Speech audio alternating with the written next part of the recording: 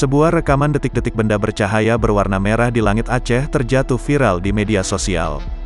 Video tersebut diunggah di sejumlah akun media sosial Instagram, salah satunya akun @andreli48. Sejak diunggah pada tanggal 15 Oktober tahun 2021 kemarin, video tersebut menuai berbagai komentar dari warganet. Sebuah fenomena alam yang tidak biasa di mana ada benda bercahaya terlihat jatuh dari langit.